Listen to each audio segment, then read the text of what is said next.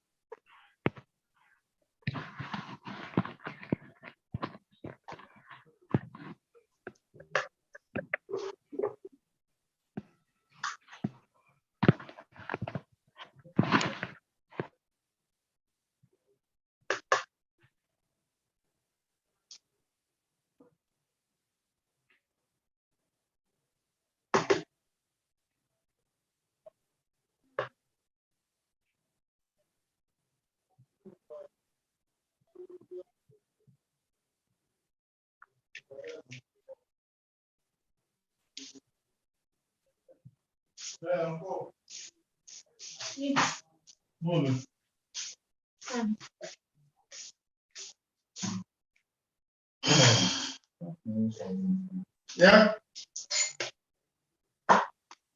No.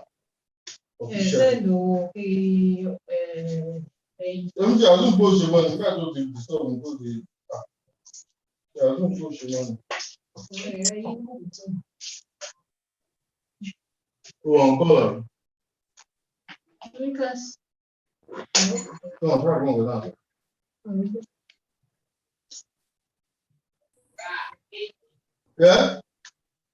So I was saying that there's a meeting that catch by 8.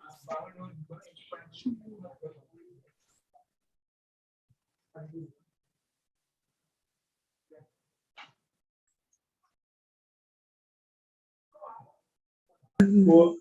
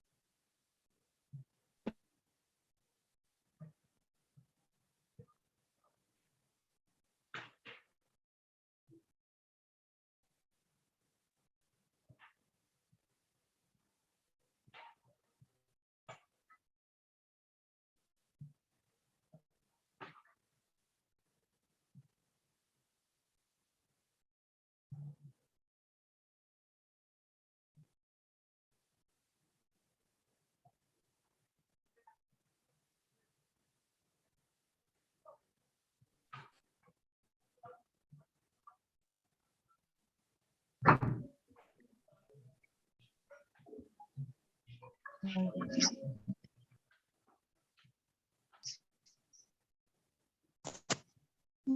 think people are not even there yet.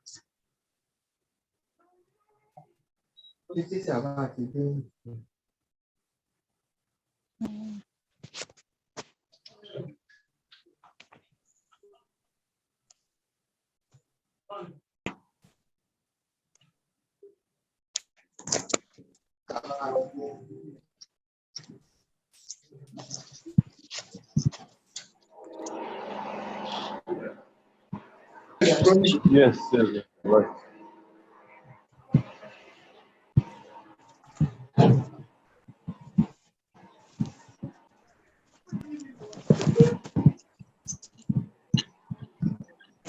Please, they are not ready. They should come. Yes, a lot. So these people should not waste my. Please, if they are not ready, they should come. Shebi, I told you that boy will catch that boy's penalty. But everyone knows he's this side of man.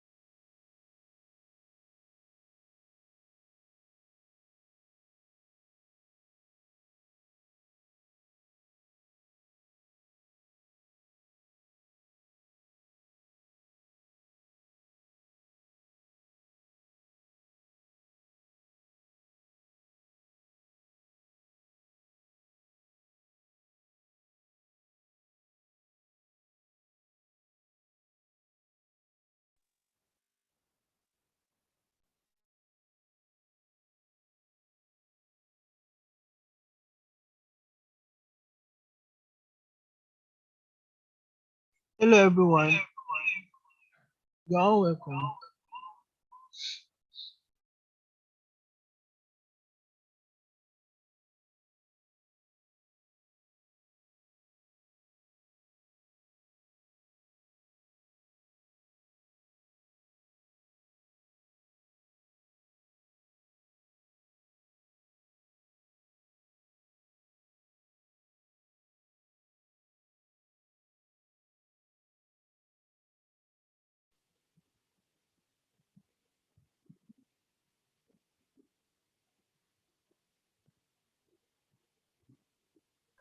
It should be starting in the next 3 minutes.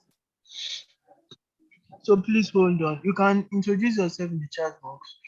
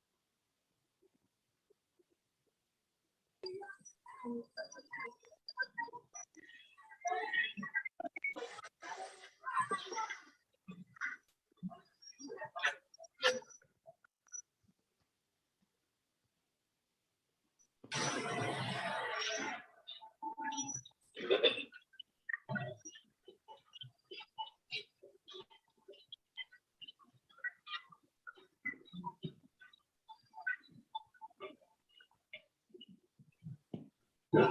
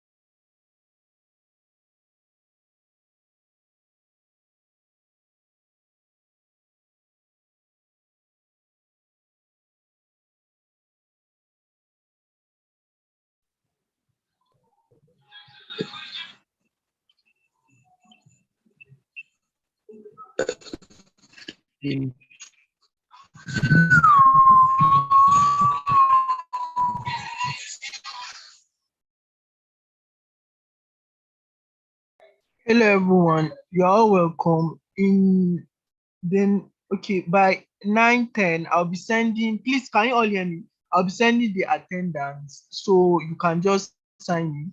I'll open it for like 3 minutes so that everyone can sign in before we start.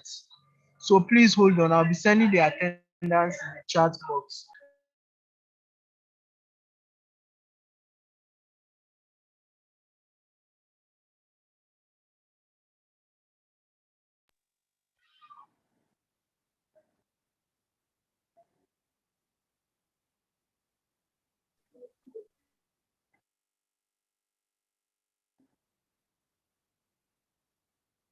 Please, I just send the attendance. You can use it and sign in.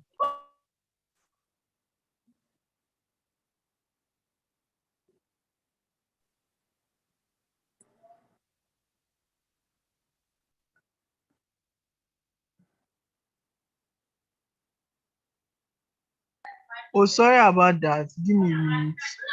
I'll edit it now. So just give me some few minutes.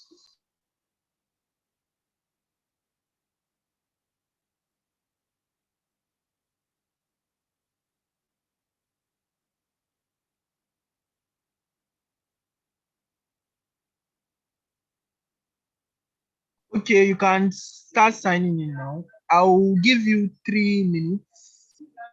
That's 10:13 so that we can start.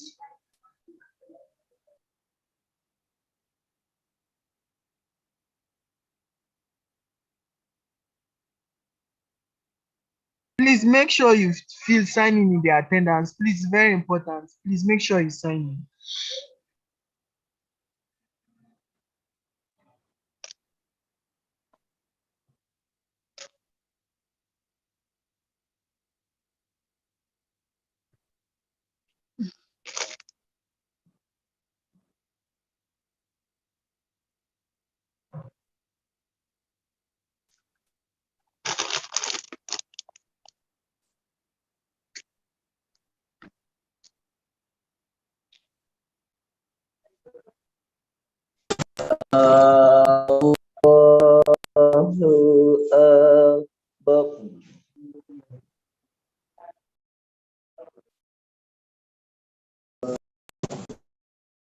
Please, if you are having network issues, you can take a screenshot of it so that we'll know.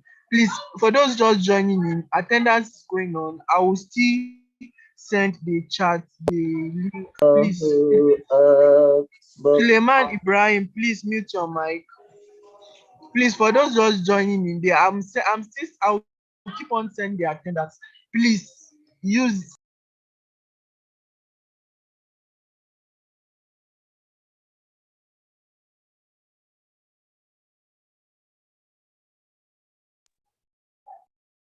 Please use the link I'm sending it to sign in.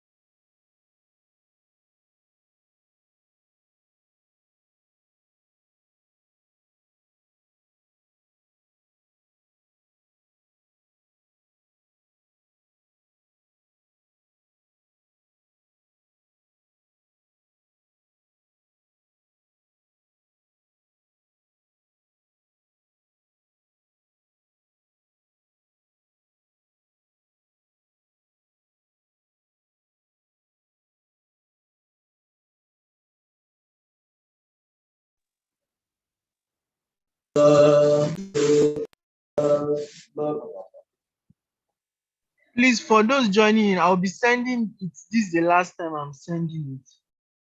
Please, so you should just use it to sign in. I'll be sending in the link. So you use it to sign in, please.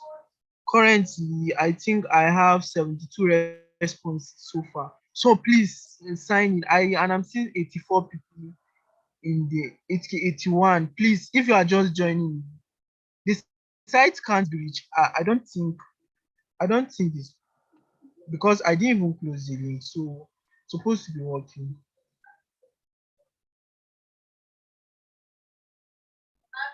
Please, the site is working. I just use it now, so I'm sure it's currently working. So I have 75 responses so far. Please, if you're having network issues, you can screenshot so that you can give evidence later on, so that I won't come and be asking of this thing again. Please.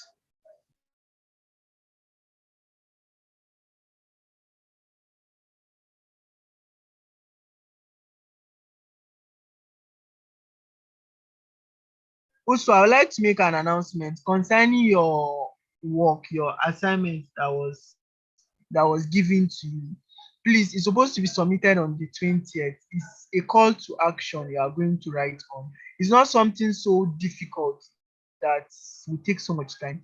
I had complaints that some of your group members are not serious. So what you need to do is that, because that's what we are going to use to assess you also, and we are going to like still eliminate some people, like it's just like in stages. So and if you are working on a,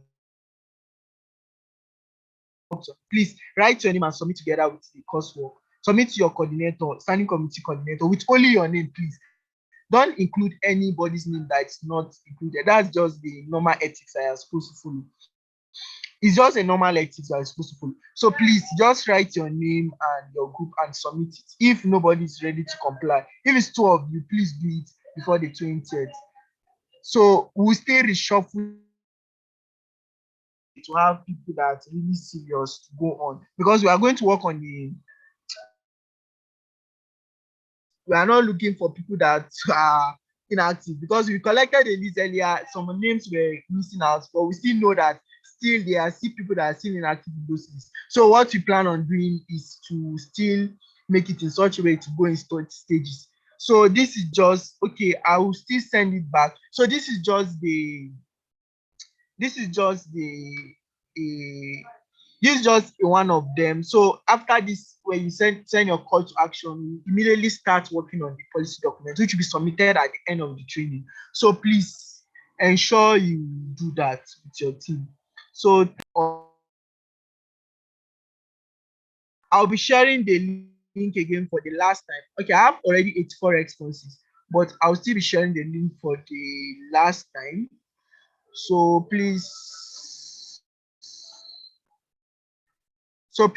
you should use the link to sign in.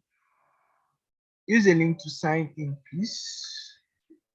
So we'll be starting in the next.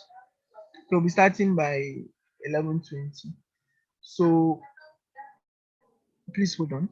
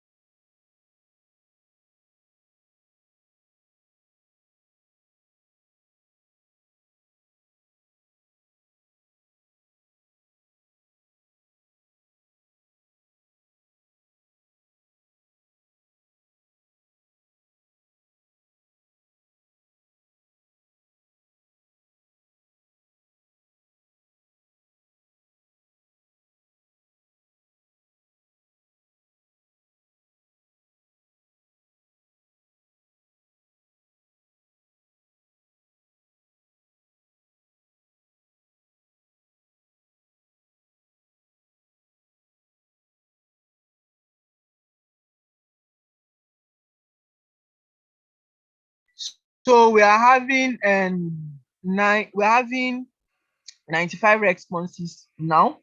So I'll be closing the form immediately our trainer comes in. So for the trainer, this is 8:20. So we'll be ending this session by exactly 9 o'clock. Then we are supposed to end it by exactly 9 o'clock. So someone is still asking for the form. Oh my god.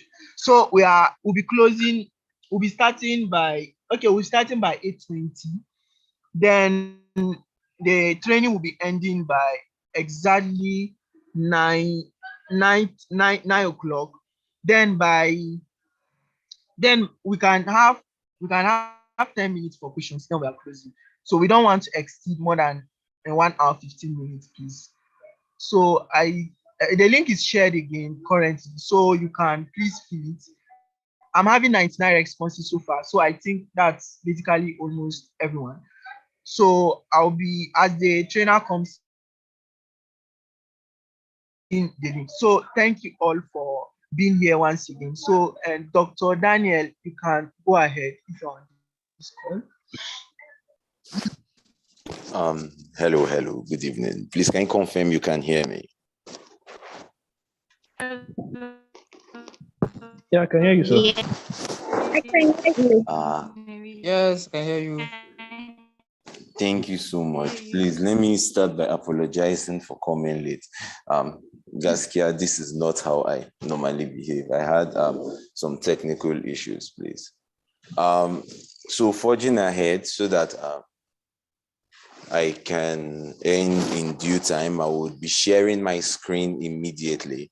Now, we are going to be having a parallel session, and okay, we'll just go ahead with the event. Hello, everyone. I'm Daniel Lutoba. I'm very happy to be here, and please, if we can reserve the questions to the end of the session so that we'll be a bit fast. So this is me sharing my screen.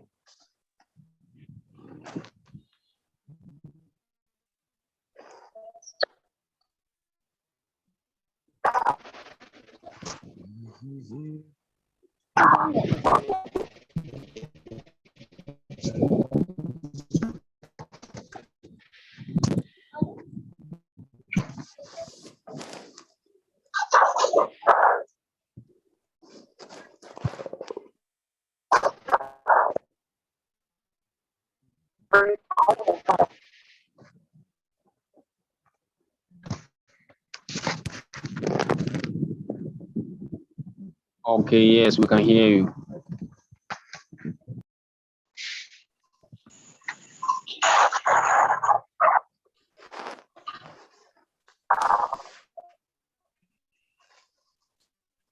Okay, please, can you see my screen?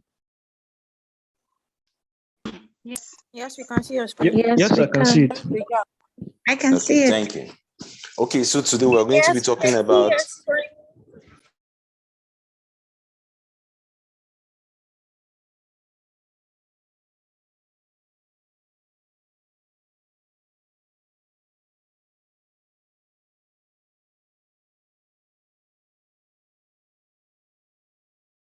questions to the end. Once again, I'm Daniel Utobo. So now the objectives for this session are to conduct a research to learn how to conduct research that tries to derive scientific opinion on different subjects, to analyze survey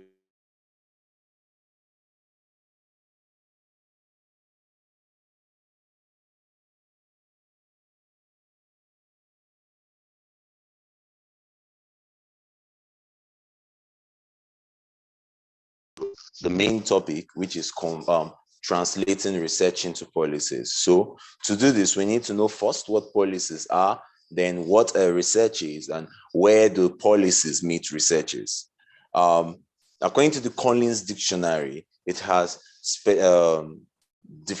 precisely defined policies as a set of ideas or plans that's used as a basis for making decisions, especially in politics, economics, and business. The key word in this definition are it's what ideas or plans, that's policies, yeah. And the aim of policies are they make the basis for making decisions. So policies are basically ideas or plans that help us make decisions. Now, we also have the Whitney's definition of a research as being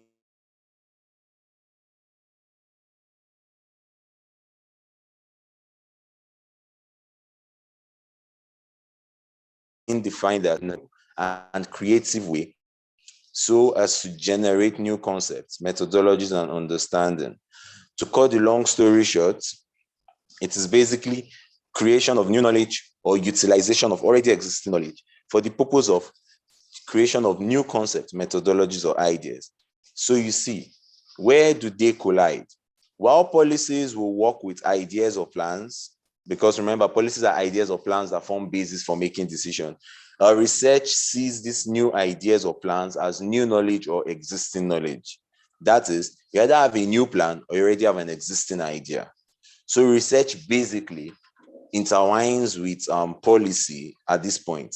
And on the second base, while policies make the basis for making decisions, for example, the second point on which they collide, the policies form the basis for, the ideas or plans in policies make the basis for the creation of policies. So it's the ideas or plan like the culture among a particular group of people, their norms form the basis on which their policies are created. Then these policies that have been created form the basis for making decisions. Yeah. Now, however, the materials used to form policies are statistical data from research on this new or already existing knowledge or materials. For example, there are a group of tribes around the Gashaka Mountains in Taraba State. There are about 17 of them. They are known as the Jibu tribe. In that tribe, if a woman gives birth to twins, her and her twins are buried alive. Because based on their existing norms and their culture, it is believed that it will bring bad luck. How can we intertwine it with this? Their ideas are that have been passed down over time. They've not conducted any research, or nobody has gone there to conduct any research to say, wait, allow this woman that had twins survive and see if any bad luck is going to come to the community. So nobody has done that. They just have old knowledge. So based on this old knowledge, they've been able to form these policies that help them make these decisions to kill the mother and their twins. So if someone is able to conduct a research that helps bring new ideas, Or you understand? Every one of them suddenly houses an idea, or one of the guys there suddenly houses an idea and says, wait, let's romance the new idea that twins should no longer be buried alive with their mothers and see what happens. And one or two or three people romance the same ideas. And after conceiving these ideas, maybe they decide to look at the life of these 5 people and they say, okay, there's no bad luck actually coming. Then you now have what? Observational research that will now help them have information to now challenge the existing ideas that have been used to form their existing policies, that has been used to guard their current decision making. So how do you actually translate research into policy? First, you have to identify a problem, a gap, or a dilemma existing in the community. Then you now outline your aims that you aim to change. Then you now conduct, analyze, and interpret your study in alignment with these aims. You outline your findings in a relatable manner. For example, I have done a research on female genital mutilation, and I've been given, no, I'm not saying I have, I'm saying if I have done a research on female genital mutilation and I've been given the chance to present it to the Nigerian Senate. If I go to the Nigerian Senate and I start speaking Hugu Hagas in terminologies that they do not understand, I start using terminologies such as just around the anterior superior 1/3 of the perineum, you would see there is a hood over phallus that is known as the clitoris. You see, this is not a relatable statement to them. Some of them don't even know the parts of the vagina. Then I would now start speaking anatomical terms. So you have to bring down these major findings into relatable and comprehensible formats that can now be presented to relevant institutions that will help now what? Make and implement these policies. Yeah? So that's what I mean by you have to outline your findings in a relatable manner. As regards this session, we would be using one of my studies as a case point. This study was conducted last year. Let me see. Okay. I was going to use my, okay, let me just share it with the same screen. So I would be on sharing this screen and be, so we're going to be using one of my studies and, sorry.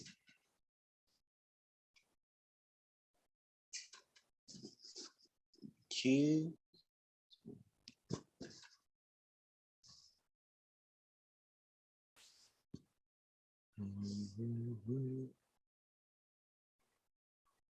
The study we're going to be working with is The Voice of the African Child, an article on youth engagement in sexual and reproductive health and rights in policies in Africa, like lending the youth a voice in policy implementation.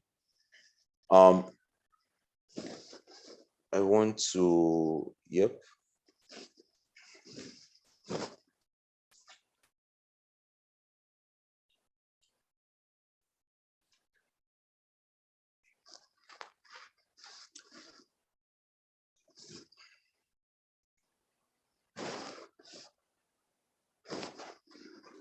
Okay, so this is the research paper that we're going to be using as a case study in policy implementation.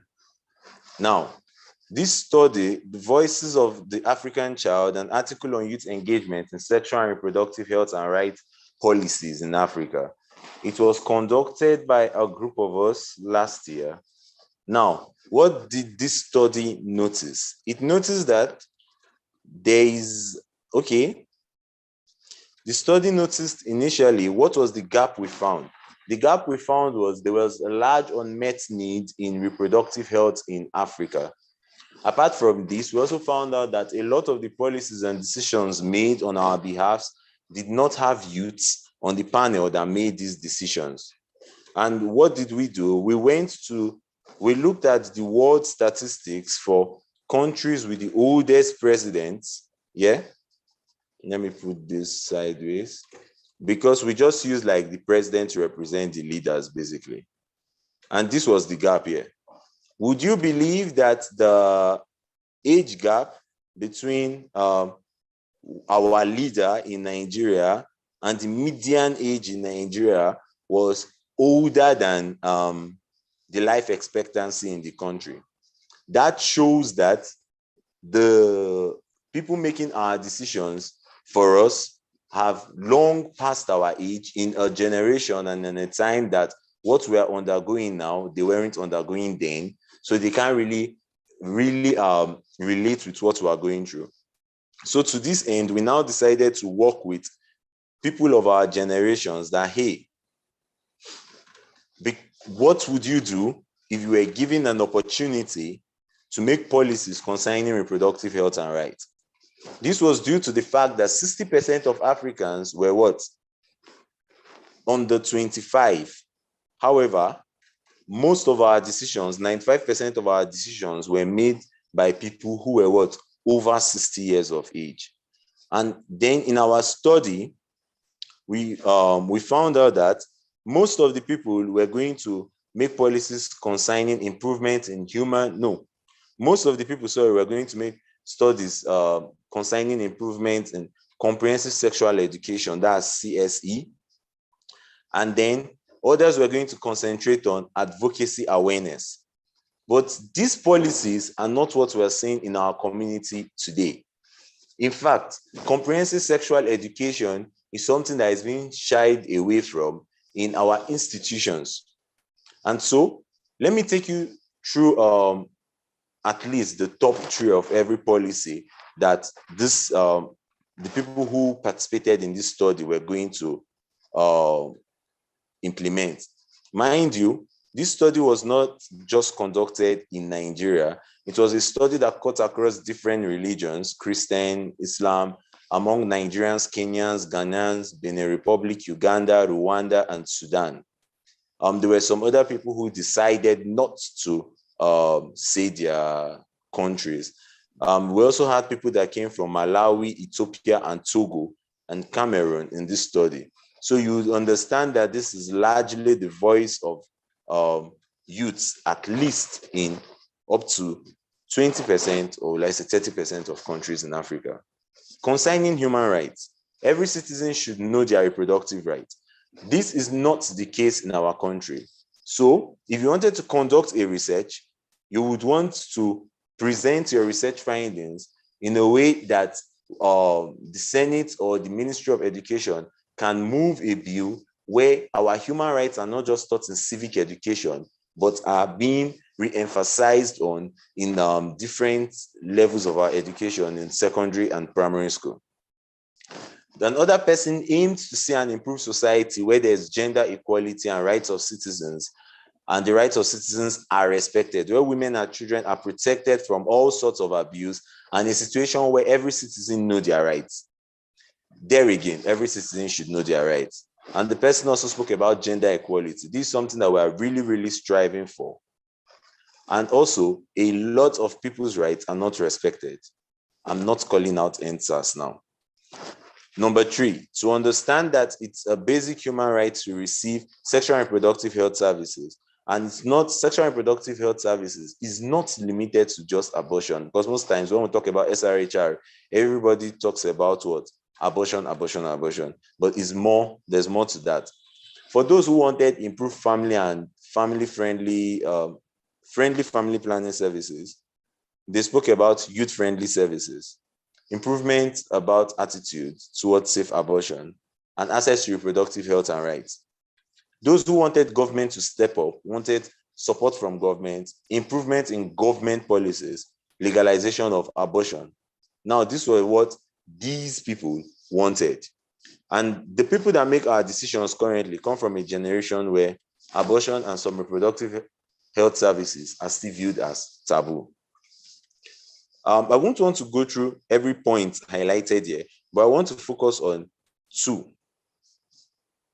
There were still those who wanted policies such as, if they were in position of power to make policies, he would do everything or she would do everything in her power to scale down sexual and reproductive health and rights in their country.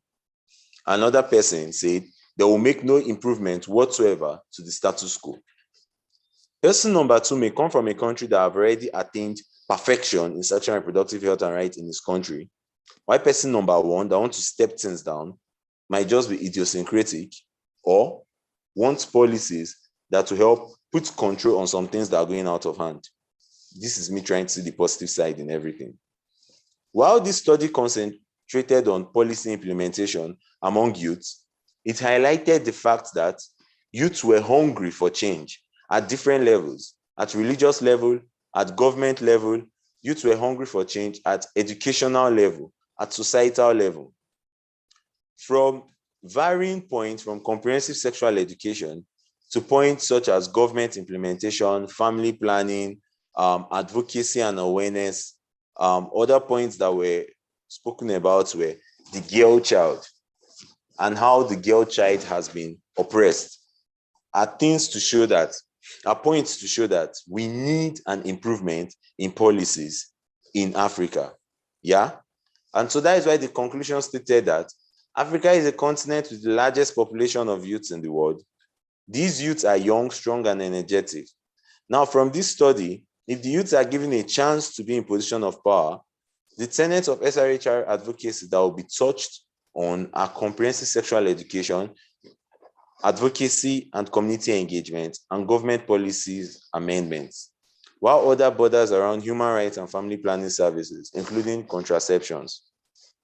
Now, these are the points I would want to take to the Nigerian Senate if I was presenting this there.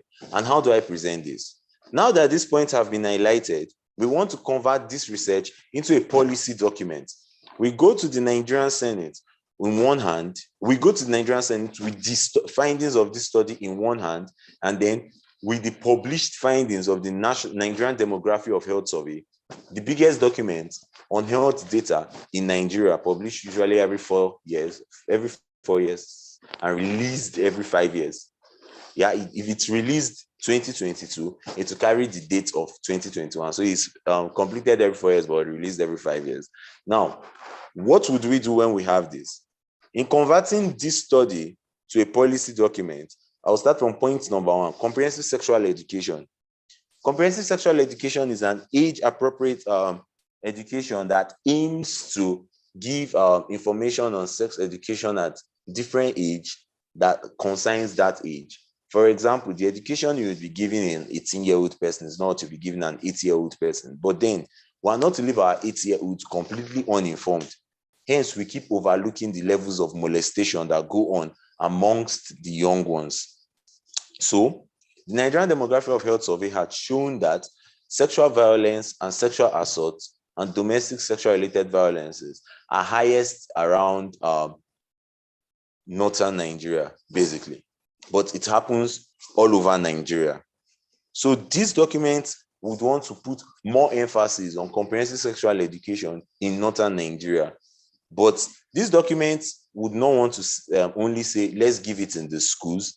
We would want policies that want to improve comprehensive sexual education in other institutions, at events, during get-togethers, during multipurpose societies, because the Nigerian Demography of Health Survey also showed that only 55% of men basically are educated, or yes, in northeastern Nigeria, to secondary school level. So if you were aiming at giving this education in schools, majority of them are going to miss out on it. And a lesser percentage of women are even educated. And most of what we're really aiming at now is educate the girl child or educate a woman so that she'll be able to educate her children and her generations and a nation further. So we have to think of policies to improve ways to disseminate this comprehensive sexual education. And so we now have to look to advocacy and community engagement. So we would now be working with PHCs. So we're trying to deduce a document now that wants to improve comprehensive sexual education as a way to improve sexual and reproductive health and rights. We're no longer taking it to the schools because in the area where it is most needed, they don't really go to school. Yeah. So we would now be taking it to the communities. We would aim to use community extension workers and primary healthcare services But we have a problem. Primary healthcare services in Nigeria is almost like an abandoned course in some regions. You see some PHCs that have only one staff or two staff. Hence, we want government policies to be amended in such a way that they would either improve the staffing in primary health care services or give us support to be able to carry out these advocacy plans. But something we have found out is the youths are crying out. And that's the aim of this study. That's this particular study. Let me rush back to the PowerPoint now.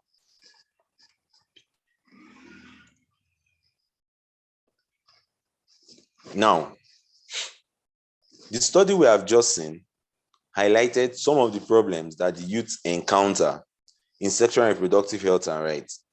There are other studies that show more problems, but these were the youths identifying their problems and trying to speak up on how they were going to make policies to improve it. This is what is known as a policy-driven study. So if you want to conduct a study and you want your study to improve or help implement, if you want your studies to improve already existing policies, you need to conduct studies that can be translated into policies. So you need something specific, something that says, hey, this is what we want. So you don't just randomly conduct any study and you want to implement policies. And this is where medicine gets political. So the gap between medicine and politics is what is known as the unmet need in research. A lot of people conduct researches, publish them in journals, and that's where it dies. Others conduct researches and don't even publish them at all, and they even die a faster death. So we want to be able to conduct researches that aim at driving improved policies in our communities. This particular study we're using as our case point today is telling us that we need to improve comprehensive sexual education. And to do this, we also need government support. We need the support of the healthcare services.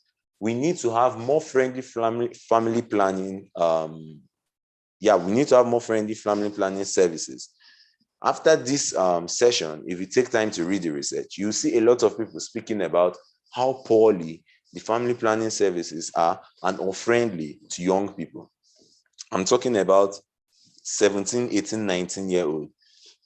Someone walks up to me and says, what's a 17-year-old doing with family planning services? I don't know, but if you are living in the same country I'm living in, you would have maybe heard that children of 10, 11, 12, 13, 14, 15 years, some children, I'm not calling any name, went to Dubai to represent Nigeria and also represented themselves on the bed. I think it is wise to start giving sex education to those children so that they can also be careful in their newly found delinquencies. It does not begin and end at judging them. It does not begin and end at condemning them. It is also necessary that they know how to protect themselves so that we prevent unintended pregnancies, we prevent spreading of infections, and we prevent other things. If such people were able to walk to a family planning center and ask for family planning services, the counselor at the family planning center could even advise them on how abstinence best works for them. But no, in Africa, currently, the norm is if you don't have beards and you're a guy, don't even enter to say you're asking for any family planning service because you're already considered a boy. Most women are being judged, so they can't even ask for family planning services, especially if they are not yet married. And then they have unintended pregnancies and they start seeking abortion. It's important for us to be able to collate these preventive plans and these findings and take them to those who would help us change them into policies. Now, we have already taken the detour. That was the research I showed. From the study just seen, if we were to make a policy based on deductions from it, we would step up comprehensive sexual education, improve family planning, review the sexual and reproductive health and right advocacy channels, Gender-based violence will be revisited because it's still ongoing. Learn from and applaud the steps to end female genital mutilation, because amongst the pathologies that we're currently seeing, it's one of the ones that are currently going down. That's because so many research have been conducted on female genital mutilation, and 3 forms of research have reached the ears of those who make decisions. The first one is, this is a very harmful practice. The second one is, there is no benefit to practicing it. The third one is, it is still prevalent in some regions in Africa. And when these findings are taken to the decision-making bodies, such as the Senate and the ministries of health, you find them what? They go to the studies that name locations where they still occur, and then they take actions in those regions to let these people know that you are harming your daughters and you are not actually benefiting anything from harming these girls, and the girls are not benefiting anything from being harmed. So just stop it. And then they also make policies that try to criminalize the act and stop it from going on. So another thing is, harmful cultural practices are also on the low. Female genital mutilations are one of the harmful cultural practices, but one of the harmful cultural practices that have really, really stepped down is tribal marking. Tribal marking. If you find pictures of Nigeria of the old, you would find some of our parents' faces and our ancestors' faces having so much marks that the zebra's lines are jealous. We've also now been able to find out that a lot of infections are being spread from these tribal marks. A lot of people develop disfiguration from formation of keloids and hypertrophic scars from these tribal marks. And so it was even, in fact, among the first policies that were made, and these policies were made through advocacies and education. These are the points that were highlighted in that study.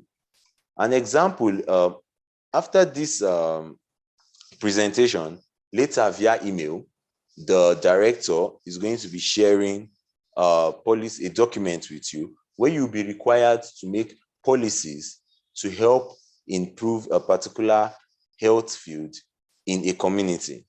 And this health field focuses on what? Vaccination. We all know that one of the reasons that vaccines are very, very, very not really going well in this COVID period in Africa is not really mostly because the vaccines are not available. As a matter of fact, it's because a lot of us are not taking it. So we're no longer talking about vaccine equity. We're now also talking about what? Vaccine hesitancy. Because in Africa, we have a lot of people turning their backs on vaccination. While we applaud the incoming news of malaria vaccine, we're already thinking, will Africans accept the malaria vaccine, or will we choose to forever keep swallowing the 480 milligrams of lumenfantrine twice a day for 3 days and moving on with our lives?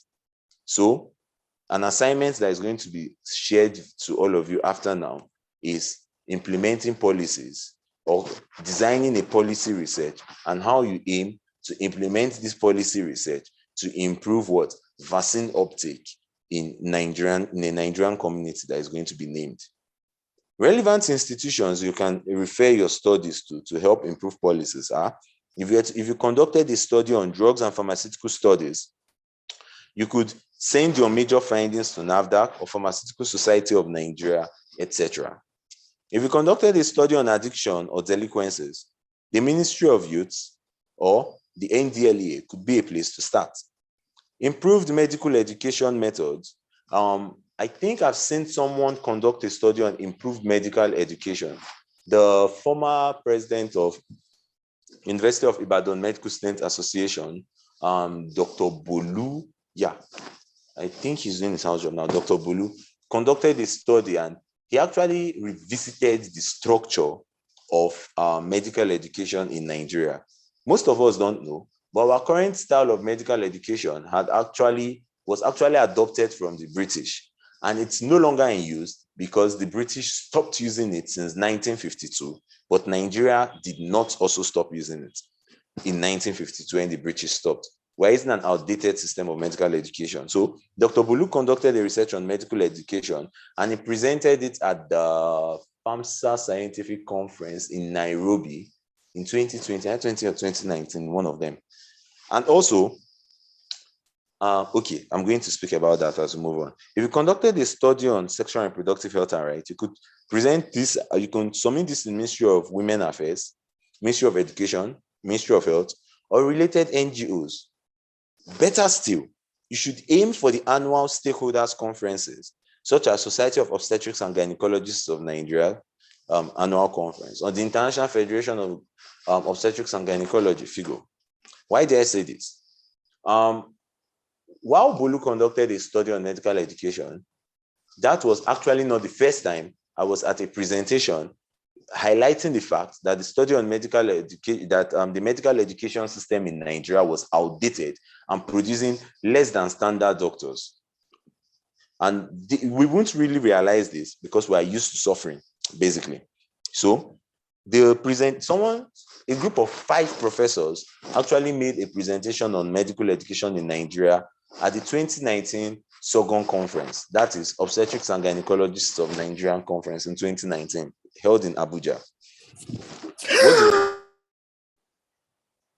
They highlighted the fact that the Nigerian educational system was outdated. They went further to give examples of countries that were using this education system and when they dropped it. The latest people dropped it in 1952. And this educational system used in training doctors is what? Not competency-based, but context-based. They now named their presentation competency-based education. And currently, the Ministry of Education, I don't know about NUC, got those documents and are now trying to review the educational pattern in Nigeria, because those people made that presentation when stakeholders and people of timber and caliber were at. Yeah. So that is a way to get the ears of the important people. And why did I make this example? Those of us that were at the presentation that Bolu did were mostly medical students and invited guests that were usually mainly speakers at the FAMSA Scientific Conference. But at SOGON, the people who were there, the Minister of Education had a representative, the Minister of Health, Dr. Osage, was there in person. And so you see, these people are the ones that help in all these policy changes. We should realize that quality information or data is the backbone of every good policy. When there is poor information, we have poor policy. Something we know is the president of Nigeria often gives underhand statements or statements that highlight poor information, and hence the policies he makes are not usually up to standard. So if he was giving the right information, factual information, he would be able to spearhead and sign documents that really represent what is going on amongst these people. Research is the factory that manufactures this data. So the advisors of the president have advisors that are not really conducting research. So there is an intellectual revolution, and I'm now moving toward plagiarism. There's an intellectual revolution, and it's a war against plagiarism. It's appreciation of referencing. One of the aims of this particular presentation was to speak about referencing systems. And realizing I have 5 more minutes, or no, I have less than 5 minutes because I've eaten into the question time. I will just say, instead, I won't really have time to explain what these references entail, but these are the 3 main referencing systems used in research currently: the Harvard, the Vancouver, and the APAR. It's APAR, please. If you really want to learn these referencing systems, please pick any research journal, any scientific journal of your choice, and go to the first 2 pages. There you would see instructions on how to conduct a research and how to write references. You would see examples of how these references are written, and they usually use a whole page to explain types of referencing. They go further to explain the difference in in-text and out-text referencing. So you could just go online, browse any journal. You don't even have to browse the research itself. And it's usually the first things you see in the first front pages of journals. If you have a hard copy journal, I advise you to use that. It's clearly written there. But the type of referencing is usually journal specific. As per plagiarism, they are now documents, they are now apps used to check for plagiarism. And these apps are used to score what percentage of your work was plagiarized. What percentage of plagiarism can be attached to your work? Please try to have less than 5% or 10% of possible plagiarism attached to your work. Now, in conclusion, the moral lesson is the truth may not always be facts, but the facts are always the truth. Research breeds facts. We need facts to create best policies, and that's just the end of it. If you don't have good facts, you create poor policies. And the only way to get these facts is by conducting research. We are the intellectual ones. And by the time we refuse to conduct researches that can change policies, we allow the world uninformed to keep making policies that guide us. And then we run into problems as we're facing currently. Thank you so much.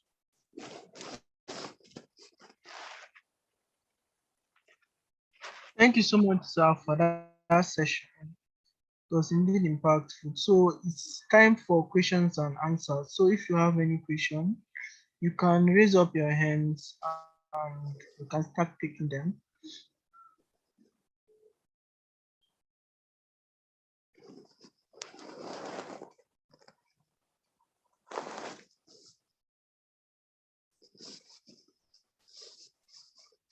This is time for questions. If you have any question, please raise up your hands.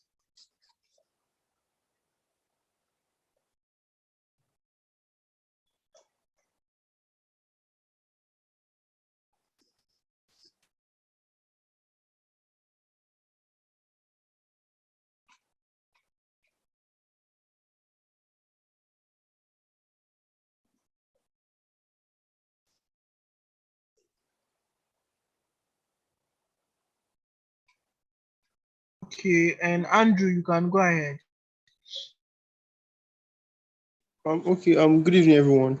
My question is, with reference to the plagiarism stuff, I wanted to know, for example, you can be writing some research and you'll be imputing like information from other people you're referencing.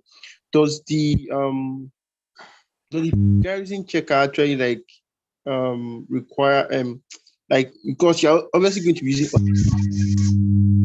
other people's text like to reference? Like, I don't actually get it, because if you're actually like using other people's word and you're referencing it, won't it not be like every article or journal is actually like plagiarized in the long run? Thank you so much for your question. So I'll just answer it so that questions do not overlap. In the long run, no. That is actually not how researches are written per se. If you see someone's work, if you see a research online, for example, there is a statement, 50% of people in Nigeria actually don't have common sense. If you wanted to write that in a research and you wrote 50% of people in Nigeria actually don't have common sense, you've plagiarized. And if they catch you, enter prison, you sleep in jail for it. So how do you now do it? You would put it in your own words that is in alignment with the context in which you are working, that now supports what you are saying. I would not go and say 50% of people in Nigeria don't have common sense. I would most likely write, furthermore, research has shown that half of the population of the nation lack common reasoning. This is to show that more common sense improving nutrition is needed in this country. I don't know if you get what I just did. You put it in your own words that had the same meaning, but not really in the words that person used. Do you understand what I've just explained? It's basically putting it in your own words. So that's how studies are conducted. So during my final year project, my supervisor was someone who did not really like using percentages, because one of the most common ways that using percentages from others, one of the most common ways people are accused of plagiarism is numerically representing data gotten from a previous study. A study found out that 20% of women in Nigeria love to date married men because they feel that the married men will take care of them more than young boys. How do you report this? You would simply report it by saying 2 in every 10 women want to go out with a married man due to emotional and domestic reasons on their part. That is still representation of 20% of girls are, you get what I'm saying about the representing other people's study. Put it in your own words, in a context that is in alignment with what you are researching. Yeah, have I answered your question? Yes, thank you. Yeah, welcome. Next question, Okay. please. And Dagal, please.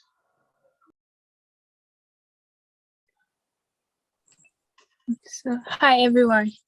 So I was thinking, is it possible that you could write something in your own words and it now fits into someone's words? Because some days ago I was writing a story, and when I used the plagiarism checker, it was telling me that it has a level of plagiarism. Meanwhile, I got the story independently myself, wrote the story, and then used the checker, and it indicated that I had some issues with plagiarism. So is it possible for you to come up with words on your own and still have plagiarism issues? In such situation, what are you going to do? Now, in such situations, what am I going to do? I'm going to look for who I've wronged, and I'm going to send an email to my village people. No, actually, the plagiarism checker, what it actually checks for is not the story. It is the words and the way the words are used. It's impossible right now to say that in the whole world, I'm the only person that have used this word in a sentence. Let me see. I am a boy and the boy is fine. The boy is wearing blue shirts. Yeah. It's possible that someone else has written something somewhere that has the boy has written blue shirt and the person also published it. So the program on which plagiarism checkers are made are basically check for this word, check for that word, and look for any document in which these words came after each other. And if it's in alignment with what you've also submitted, it's going to say, hey, there's a level of plagiarism.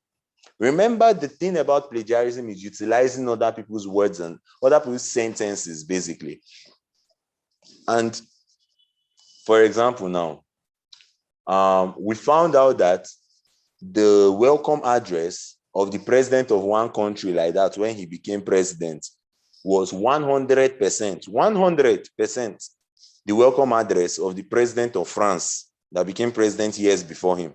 We do not need plagiarism checker for that because the sentences were sentence by sentence following each other in alignment, like the one that the French president had used before he mistakenly, before our, we all know I'm talking about Buhari, before the current president became a president. Yeah. So plagiarism checker just looks for words following each other. So what do? What percentage is actually plagiarized? Some plagiarism checkers give scores. They give scores in percentages, such as this work has 5% plagiarism, 10% plagiarism. Something less than 10% and below, or 9% and below, is actually overlooked. That is my standard per se. I know a lot of people that overlook. I know journals that overlook 15% and below because it is impossible to have 0% plagiarism. If you are using an electronic application that checks for plagiarism, it is utterly impossible. But per se, by the time the editor reads the acclaimed plagiarized word, he sees it's a sentence that most likely occurred between a verb and an adverb that is highly irrelevant. They will overlook it. So the context of your story was self-generated and self-written. And it must have just been the words following each other to make up a sentence that was similar to what someone had done in the past, not the story per se. I don't know if you understand what I'm telling you. Hello? Yes, I understand. Yeah. So nothing is wrong with your story. It's just the sentence used or somewhere may have been similar to what someone used somewhere. So in such situations, 1, check, did your plagiarism checker give you a score? What percentage of the work is acclaimed plagiarized? 2, Did it highlight what part was plagiarized? It can't be the whole work. So you have to look for like plagiarism checkers that streamline their findings so that you're not going to be bathing with hot water when the weather is hot. Thank you so much. Next question, please.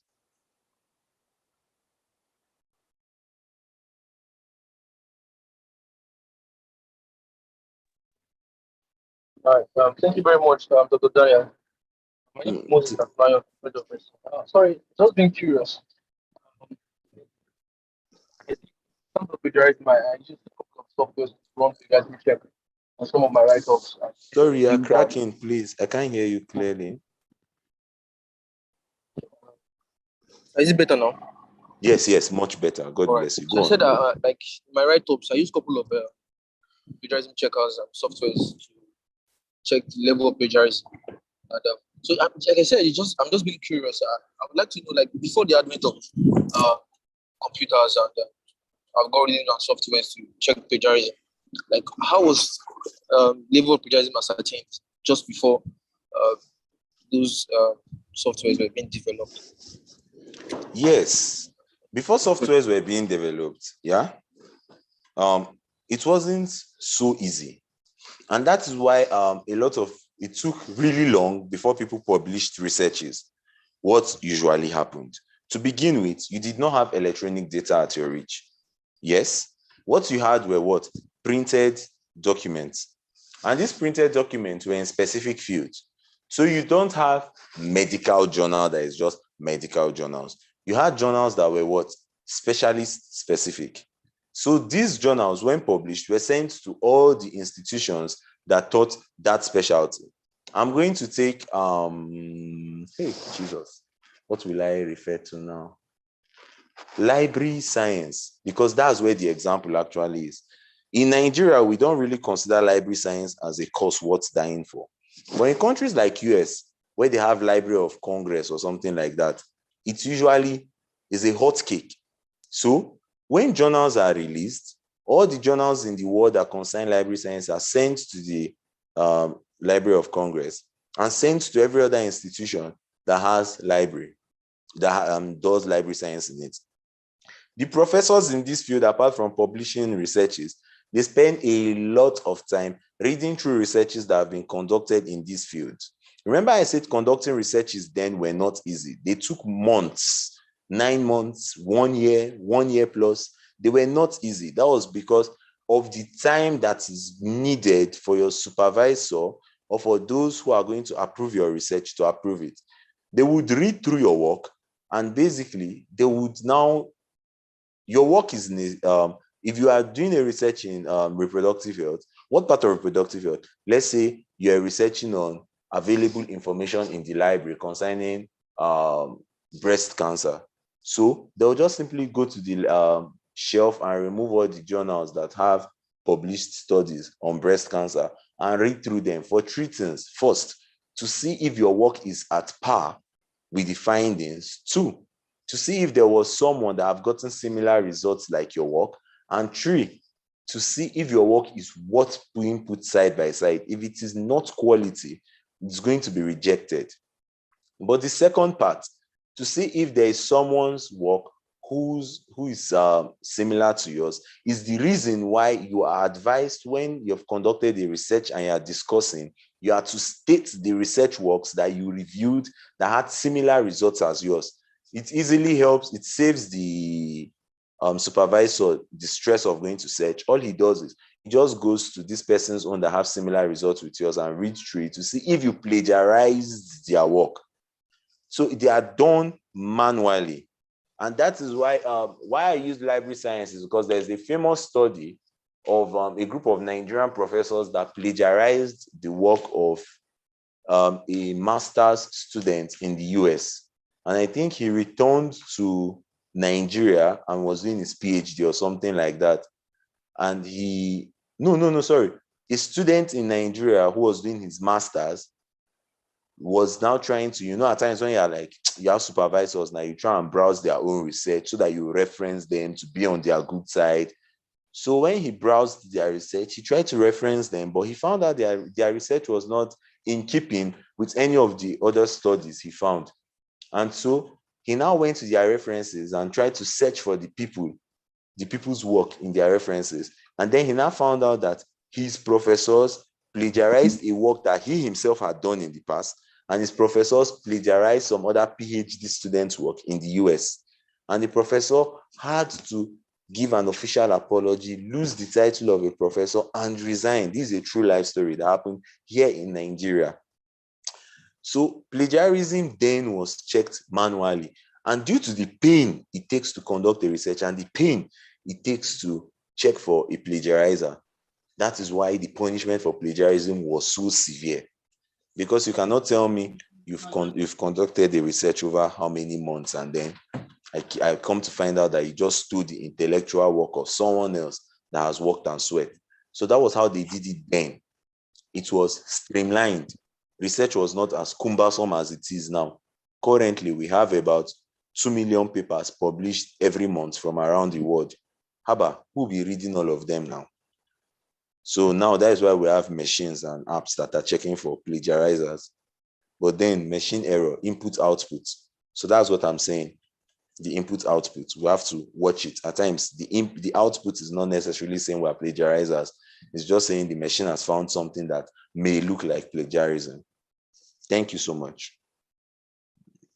Moses, have I Thank you very answered much. your question? Yes, that was very well. Thank you. I think there is a question in the chat box from a Mrs. Abdullahi Karimat Ayomide. Can she ask with the mic, please?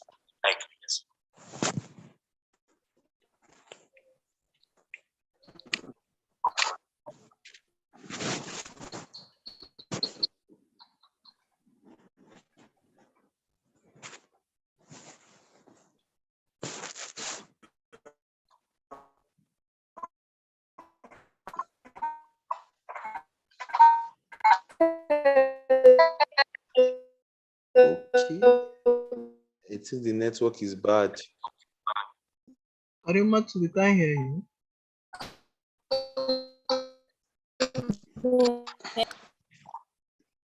Ouchie. Can someone read out her I own think question? I'll read the question for you. So, hi, my question is: in the case that the sentence cannot be rewarded, please mute your mic, please. In a case that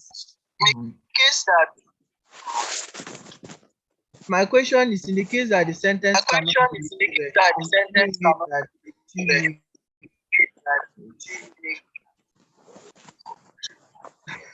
please give me a minute.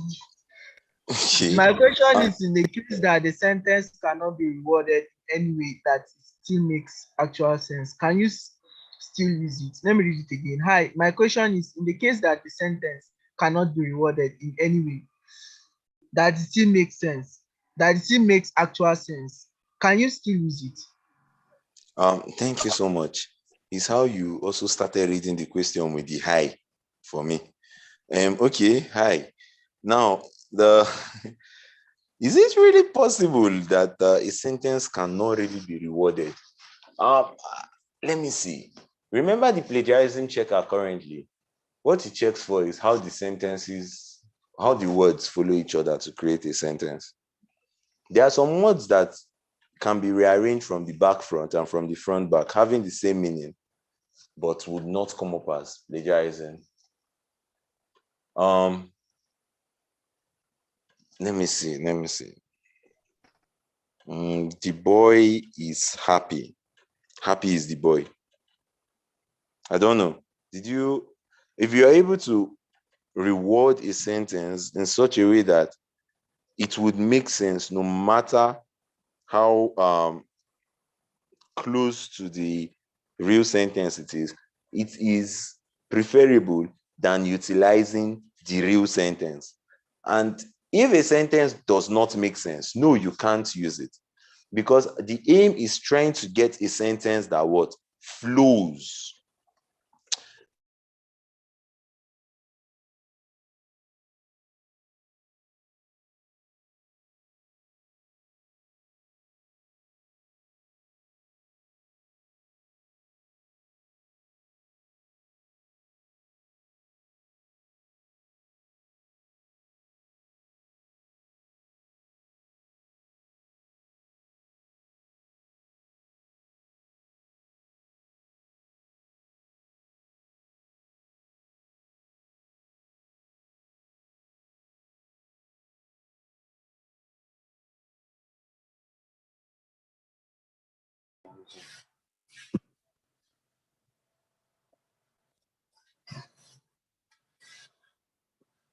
Yes, my battery is 4%. You should end this class fast.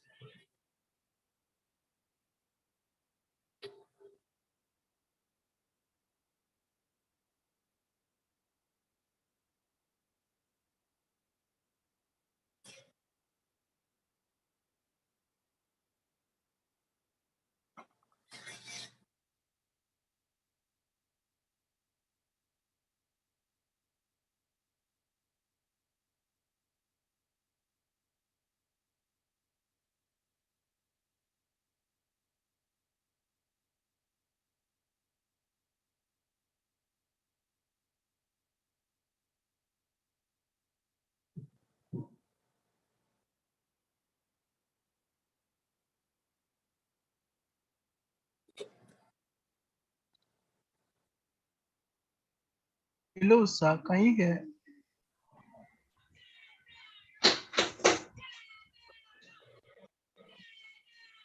Sir, can you hear me?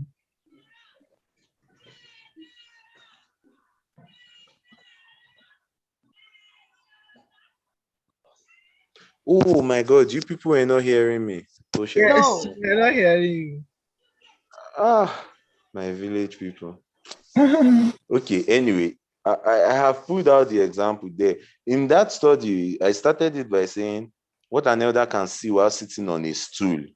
Yeah, the original sentence is what an elder sees while sitting. Do you understand? So at times, if the sentence is so hard to be rewritten in a way it won't come off as plagiarism, you can add an adverb or remove an adverb or add a verb or something. So it's in a way that the sentence can still make sense. Because once the sentence does not make sense, you can't use it anymore. It won't flow. Yeah. I feel we have gone 20 minutes beyond time. Yes, sir. We have gone 20 minutes before time. That would, So, can I drop my email so that further questions can be sent there, or if people are okay, we can. yeah, Thank you so much, Dr. Karimat. send your email. I should drop my email. Yeah. So thank you so much, sir. You Okay. can drop your email and your social media handles. So thank you so much for this session. So Social media, come on. yeah. Okay. So I would like to add, you can paraphrase as you stated, paraphrase. Joshua, as you put it in quotes, the WHO stated, yeah, you can put it that way also. You can also paraphrase it as I stated. Then for plagiarism checker, you can use what's the name? Is it paraphrase.net? I've forgotten the name exactly. The one but I showed you in our last the review session. I think I showed you the plagiarism checker that you can use for checking all this. You can use Grammarly also if you can pay for it. Then that's for the plagiarism. So thank you so much, sir, for this session. So I'll be sending Thank the you link so now. much. So I'll be sending the link now so that you can use it and sign out. It will last for the next 3 minutes. Please just sign out using the form. So, and we're going to have our games this Wednesday. So please, everyone should prepare for it. The last game, we were unable to have a game last week, most because of the review session and everything. So it was kind of clouded. But this week we are going to have a game session. I know those that attended really enjoyed it. There were surprises that they took. So that was nice. So please, and you can also attend these activities. Then I would like to state we give assignment that you are going to work on. Please try and do that also. I'll be sending the assignments to you indeed. I'll be sharing the assignment on the Telegram group chat and also to your coordinator so that I can still go ahead with it. Then if there's any question, if there's any question, you can still ask. Then that's for the call to action. Please ensure you write. If your members are maybe your group members are not interested, please, if it's only 2 people that are interested in writing the call to action, just write it and put your name and submit to us. We know what to do concerning that. So, and our next session will be next week, Saturday, by Rihanna. She will be also taking us another training. So I want all of you to be available. It will be by 2 p.m., please, not by 8. So all of you, please take note of that also. Oh, I've sent the attendance. I'll still send it again so that all of you should take note of that. I'm really happy that all of you are interested in this training. It's really something good. We are going through a lot, but you are encouraging us to keep going ahead. So thank you so much for attending. I'm really happy for that. So, okay, thank you so much. So please, for the call to action, because when you submit the call to action, you start working on the policy document proper. So please take note. I know if the coursework is giving you will not be so difficult, so we can easily finish it. I will still send. If there is still any more questions that I need any clarification, I will still try my best and be able to explain it to everyone of you. So if you may need another review session also as we go along, you can still get it to me so that we can still move on. So thank you all for coming today. I don't know whether there's still any announcements that are missing.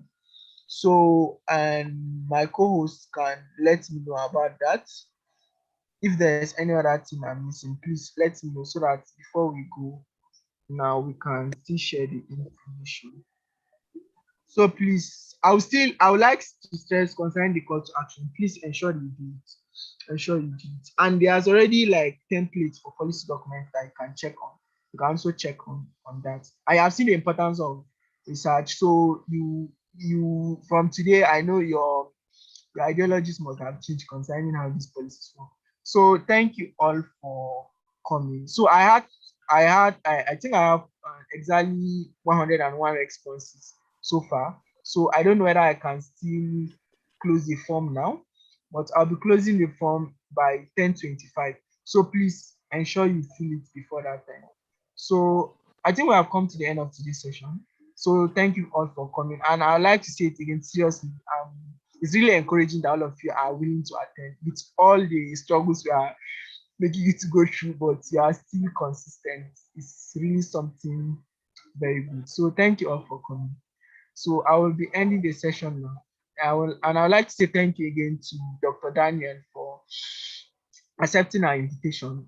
So thank you so much, sir. So I'll be ending the call now. So good night, everyone.